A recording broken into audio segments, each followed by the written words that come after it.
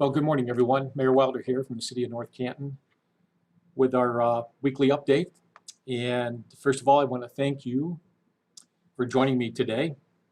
I hope you're all doing well as we navigate the coronavirus disease that we're encompassing now. I appreciate your individual actions in following the guidelines and protocols and helping to stop the spread of the coronavirus. Again, wearing facial coverings to protect oneself and others is a vital component of this. Conducting your daily health assessments, checking your temperature, seeing how you feel that day, just maintaining good hygiene at all times when you're hand washing or just maintaining your physical distancing and using your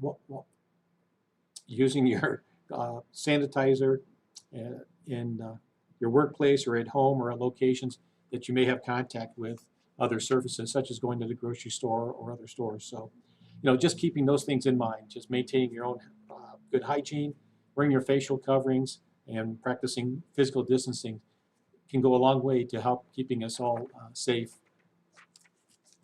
These days have certainly been challenging for many of us as our businesses and event centers, our outdoor programs and recreational activities are reopening.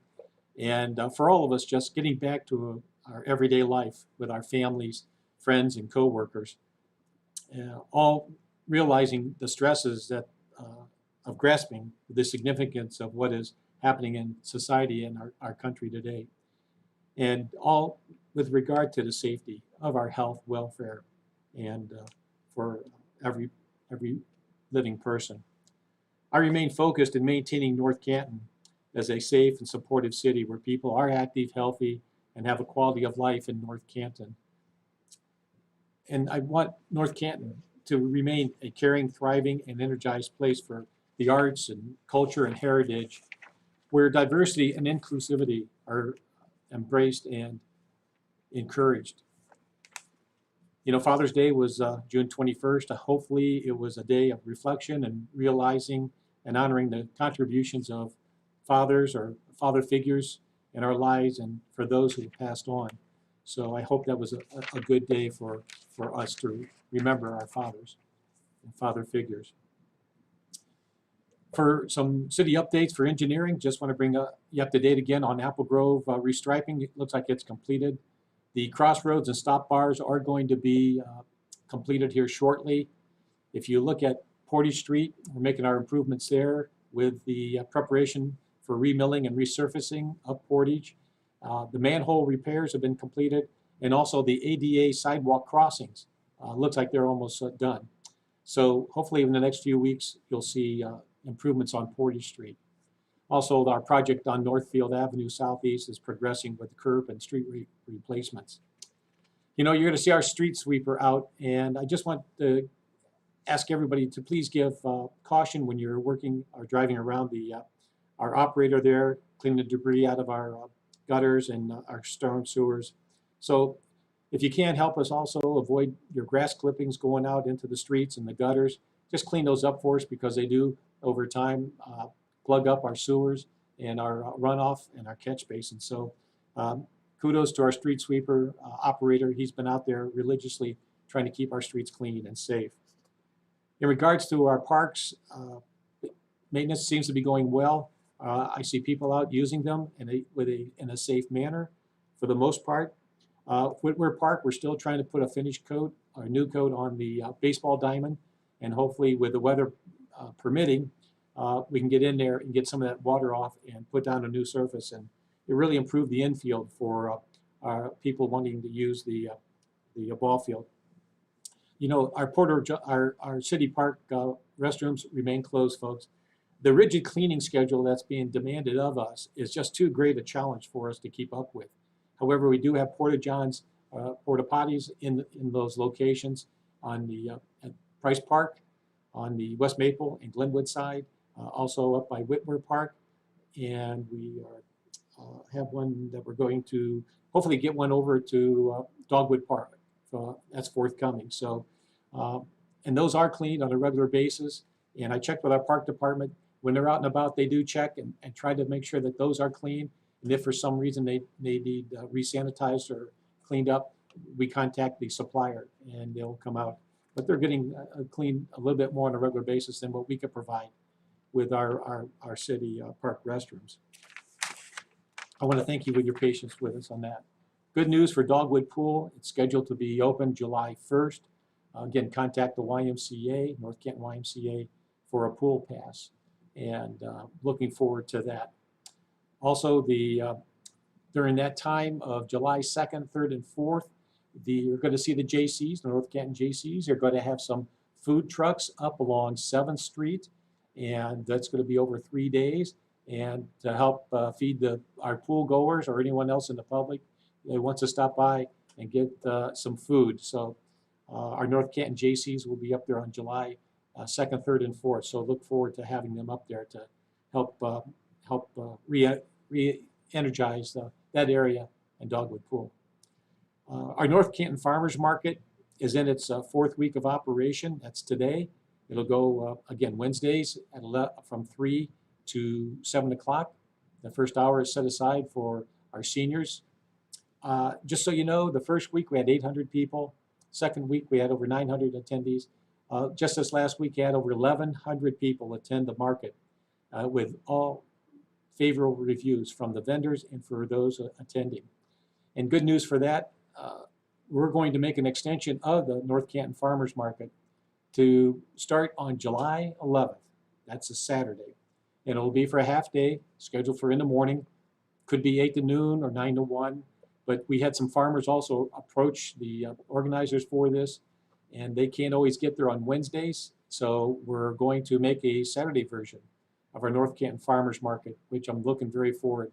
And I think that'll be a exciting time. It'll be on Saturdays at the Kmart parking lot, 1447 North Main Street. And so we'll have one on Wednesdays and Saturdays. Saturday will start July 11th of this year. I received a letter, a communication from County Commissioner Richard Regula, and I'd like to share it with you. It's about the completion of our census. And allow me to share with you this. He writes, as the chair of the Stark County Complete Census Committee for the 2020 census, he's encouraging everyone to share with their communities the importance of responding to the census. As of June 19th, the response rate for Stark County is only 70.9%. The 2010 final response was a rate of 81%.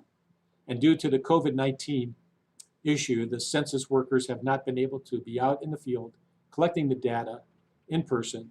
And so we're at risk of having a much lower response rate than previously, which will negatively impact all our communities in a variety of ways. So folks, it's about $675 million.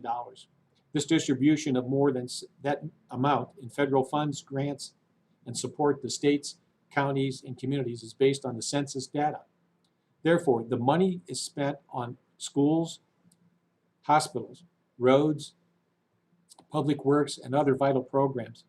Now, the state of Ohio receives roughly $33.5 million, with over $1 billion of that going to Stark County.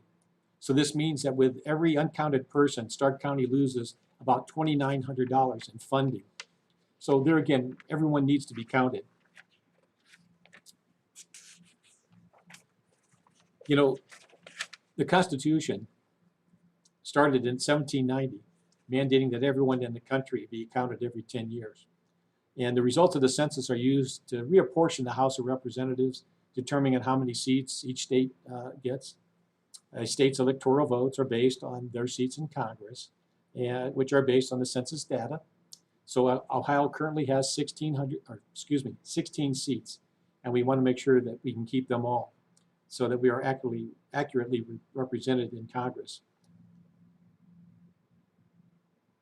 You know, everyone residing in the United States gets counted in the census. Children, seniors, minorities, immigrants, legal or illegal, tribal communities, homeless, homeowners, renters, students, workers, everyone. It's very simple to go in and register. You know, in 2020, as of right now, North Canton is at 77.8% response. Our final in 2010 was 84%. I think we can get back up to that again or make it higher. So it's very easy. You can do it 3 ways. You can respond online, which by simply going to my2020census.gov to begin the completion of the census request. Now you can respond by phone, and you can simply call 844-330-2020, and they have language support, and I believe they have about 14, 15 languages that can accommodate someone who wants to complete their census. Or you can mail back a paper questionnaire if that was sent to you. And you can also go online and look at the 12 questions that they're going to ask of you so that you can prepare your answers, and will only take a few minutes to reply. So there you go, online or by phone or by a paper. I believe the termination date is October the 31st. So just a word to get you out there and to complete the census for us. And that would be very beneficial for Stark County, let alone North Canton. Folks, that's all I have for you today. I just want you to have a good week, stay safe. You know, wear those facial coverings when you're out in public. When you're at home or with your family, may not be so necessary. I'm in the office now, I don't have mine on, but when I do interact with the public as an official for the city, I should lead by example. And I want to get out there and protect myself and protect others. So I just want to thank you for your cooperation and your support. Just stay safe, keep well, have a great week, and we'll see what happens on next Wednesday, July 1st. Remember, the pool opens that day, and hopefully it'll be sunny and warm, and we'll be able to have some fun out there. So thank you very much for your time. Stay safe, keep well. Goodbye.